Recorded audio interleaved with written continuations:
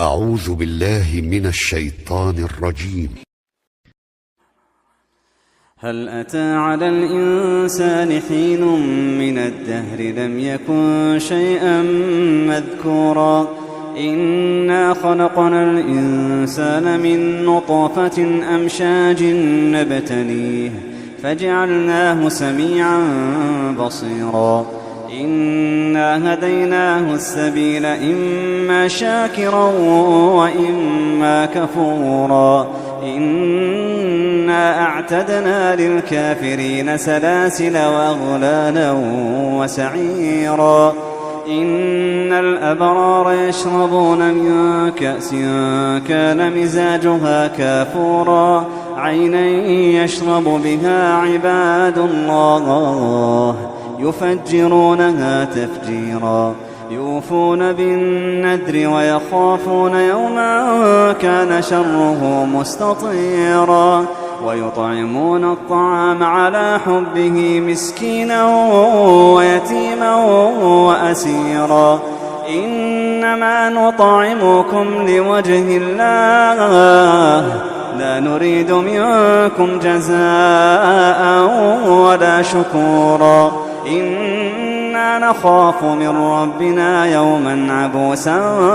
قمطريرا فوقاهم الله شر ذلك اليوم ولقاهم نضرة وسرورا وجزاهم بما صبروا جنة وحريرا متكئين فيها على الأرائك لا يرون فيها شمسا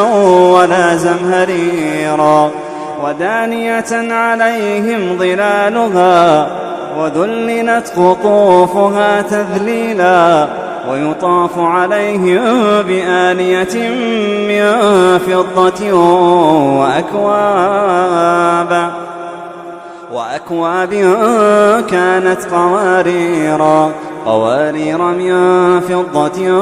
قدروها تقديرا ويسقون فيها كأسا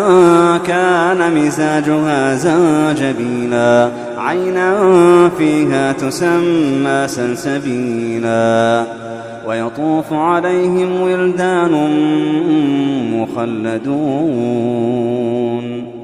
إذا رأيتهم حسبتهم لؤلؤا منثورا وإذا رأيت ثم رأيت نعيما وملكا كبيرا عاليهم ثياب سندس خضر واستبرق وحلوا أساور من فضة وسقاهم ربهم شرابا طهورا إن هذا كان لكم جزاء وكان سعيكم مشكورا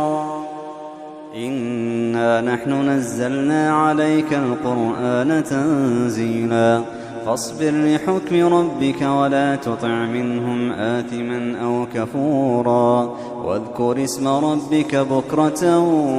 وأصيلا ومن الليل فاسجد له وسبحه ليلا طويلا إن هؤلاء يحبون العاجلة ويذرون وراءهم يوما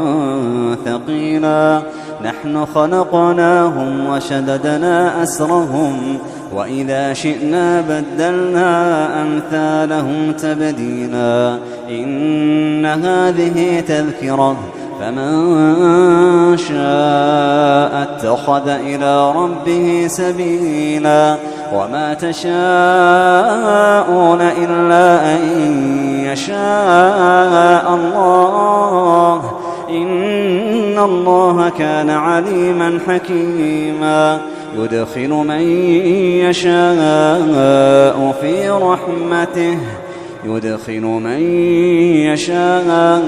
في رحمته والظالمين أعد لهم عذابا أليما.